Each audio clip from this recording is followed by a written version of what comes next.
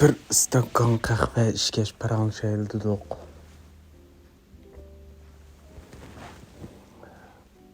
Assalamu alaykum hurmatli ko'rmanlar, hammanglar bilan video orqali ko'rishganligimda intayin xursandman. Mening ismim Dilyor Abdurahim, o'zim Yaponiyada yashayman.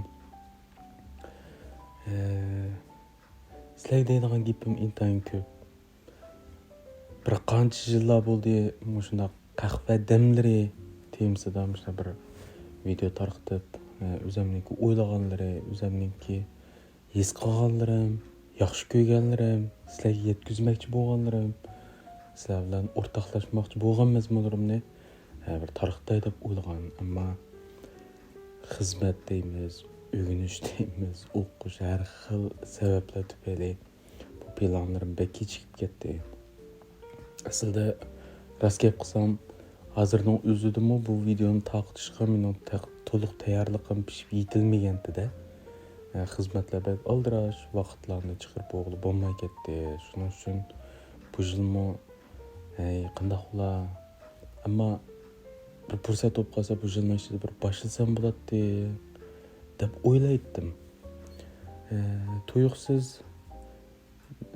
oldin qayda biz xizmat bilan Indoneziyaniki bir plan orqali Jakarta bilan Bali oralig'i xizmatga bordik. Hatto shu minutlarning o'zida video tortish qat'iy unda plan yo'qdi-da.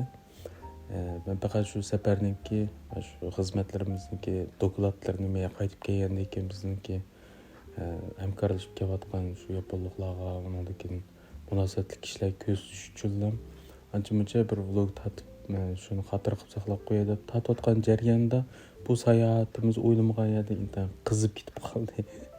O'tirliqli nurg'unlagan biz o'ylamagan ishlar bo'lib ketdi. Uning ustiga u yerdagi muhitlarmi, sharoitlarmi, odamlarmi biz o'ylagandan nurg'un o'xshamasliklar bor ekanda. Shularni ko'rib, menlar bilan bir o'rtoqlashay deb o'ylashdim. Shuning bilan endiki do'stlarimizga dedimchi, shunday bak yaxshi mazmunlar bo'lgandi. Ammo men tarqatish uchun qat'iy videolar tortib to'liq mazmunlarni tayyorlamabdim desam, hozirdan boshlab qilsam bo'ldi emasmi? Nurg'un ishlarni oldin tayyorlab olib, uni yaxshi o'zing o'ylagan yerga yetkazish, undan keyin taqdim desam nurg'un ishlar kechikib ketdi. Undan plansiz boshlagan ish eng yaxshi bo'ldi emasmi? Hozirdan boshlab tortib, qaytgandan keyin taqatdi-da. Bulduğumda sonra bir tatip bakaydı. Şu videolarını tatip tayyorlab qaytib keldim. Hatta hozirgacha bir qism o videoni ishlab kirishtirib bakmadim. Faqat boshlanish so'zi orqali bu videolarning xizmatlarini boshlab ketay deb o'yladim.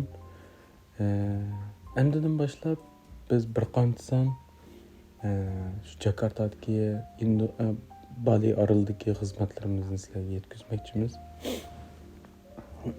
Endi mening bu qahva damlari deydigan temadagi videoni tarqatishimdagi maqsad bizniki qilayotgan xizmatlarimiz emas.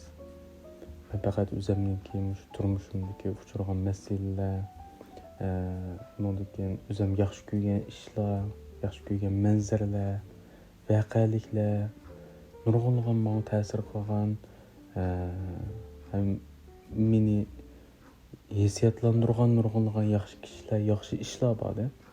O'shalarni sizlar bilan o'rtoqlashgan bor. Videolarimizning vaqti uzun bo'lmaydi.